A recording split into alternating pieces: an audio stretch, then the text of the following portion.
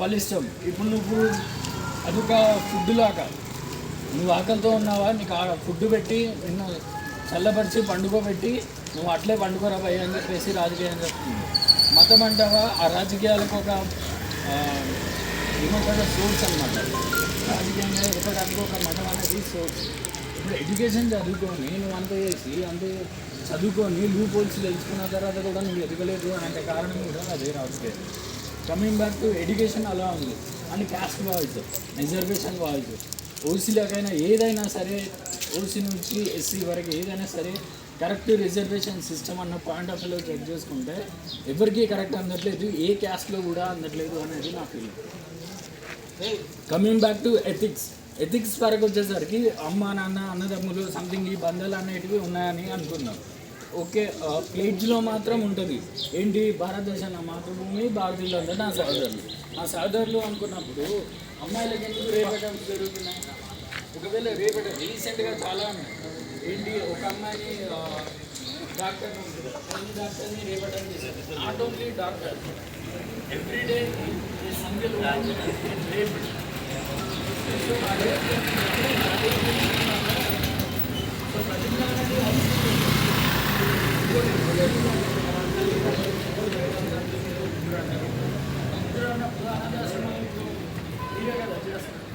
మనకే కదా ఉన్నది అన్నదాసనాలు అన్న ఒక పాయింట్ ఆఫ్ వ్యూ కాన్సెప్ట్.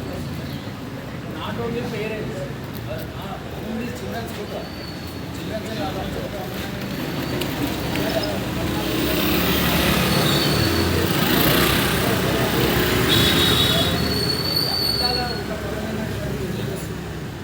అంటే కేవలం షోకేజ్ మాత్రం.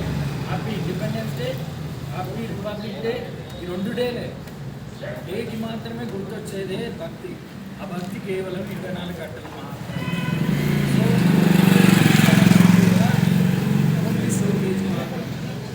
కమింగ్ టు ఎకానమీ అన్నప్పుడు ఒక మిడిల్ క్లాస్ వాడు ఎంత సఫర్ అవుతున్నాడు అన్న కాన్సెప్ట్ అనేది ఒక రిచ్ పర్సన్ ట్యాక్స్ కట్టగలుగుతాడు. ట్యాక్స్ కట్టిన 100% మన అంటే middle class, even education person కూడా. సో ఆ మిడిల్ క్లాస్ పర్సన్ నేను భారతదేశంలో బ్రతకాలని అంటే ఏం చేయాలి? ఖచ్చితంగా చచ్చినట్టు కష్టపడాలి. శ్రమదోపిడి ఎంతగా ఉంది అని అంటే దారుణంగా ఉంది. ప్రైవేట్ సెక్టర్ కావచ్చు, గవర్నమెంట్ సెక్టర్ కావచ్చు, ఏ సెక్టర్లో అయినా సరే శ్రమదోపిడి ఖచ్చితంగా ఉంది.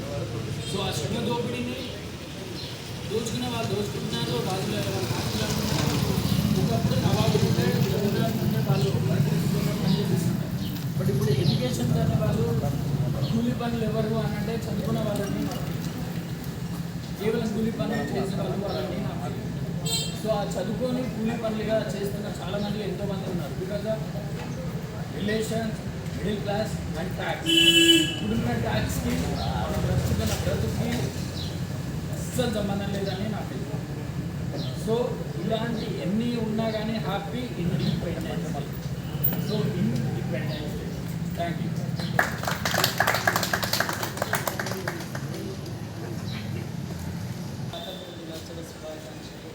ఈ శుభదినాన్ని మనమందరం జ్ఞాపకం చేసుకుంటున్నాం.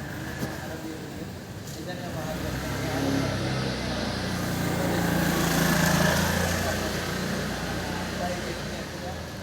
సొసైటీ అంటే రకరకాల ఫ్రూట్స్, రకరకాల పళ్ళు, రకరకాల చెట్లు ఉన్నట్టు రకరకాల క్యారెక్టర్స్ ఉంటాయి. బట్ మొత్తం టోటల్లీ అలా ఉండదు.